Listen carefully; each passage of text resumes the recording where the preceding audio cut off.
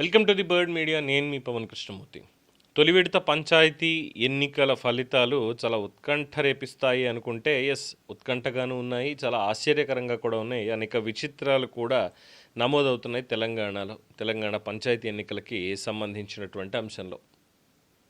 దాదాపుగా ఏకఛత్రాధిపత్యం అనలేం కానీ ఏకపక్షంగా జరగనటువంటి ఎన్నికలు, 100% ప్రజాస్వామ్యయుతంగా జరుగుతున్నటువంటి ఎన్నికలు.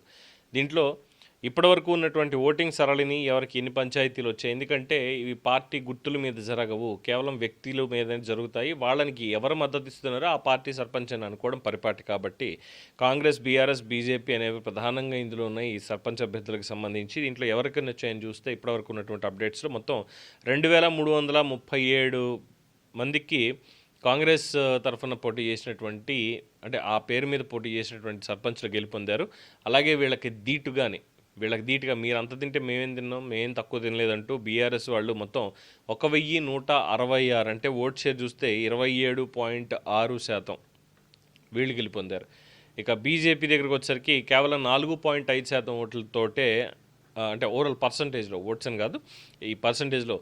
అలాగే 189 గ్రామాల్లో సర్పంచ్లుగా వాళ్ళు ఎన్నికయ్యారు. ఇక వీళ్ళని దాటేసి ఇతరులు, ఇండిపెండెన్స్ కావచ్చు, పెద్దగా గుర్తింపు లేనటువంటి పార్టీల నుంచి పనిచేసేటువంటి వాళ్ళు కావచ్చు, వీళ్ళందరూ కూడా వీళ్ళు గెలిచినవి మొత్తం 539 స్థానాలు గెలిచారు. లీడింగ్లో కాంగ్రెస్ పార్టీ 2337, తదుపరి స్థానంలో బీఆర్ఎస్ 1166, ఇతరులు 539, ఆఖరిలో బీజేపీ 189 సీట్లు మాత్రమే, ఈ సర్పంచ్ సీట్లు మాత్రమే గెలుచుకోవడం జరిగింది. ఒకచోట తల్లి మీద కూతురు గెలిచింది, ఇంకో చోట అసలు నాకు ఈ కుటుంబంతో సంబంధం లేదు, నేను ఈ పార్టీలో ఆ పార్టీలో లేకుండా వెళ్ళి నేను అక్కడ చేసుకుంటాను అని చెప్పి ఇళ్ల నుంచి బయటకు వచ్చేసిన వాళ్ళు ఉన్నారు.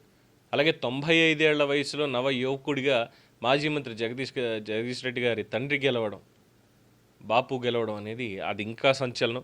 ఇలా చెప్పుకుంటూ పోతే పంచాయతీ ఎన్నికల్లో చాలా వరకు ఇలాంటివి ఎన్నో నడుస్తున్నాయి. అయితే ఎక్కడా కూడా అసంతృప్తి అనేది లేకుండా, ఎక్కడ ఎటువంటి ఇబ్బందులు లేకుండా, ఎటువంటి ఇష్యూస్ జరగకుండా ముందు జాగ్రత్తగా ప్రభుత్వం చర్యలు చేపట్టింది.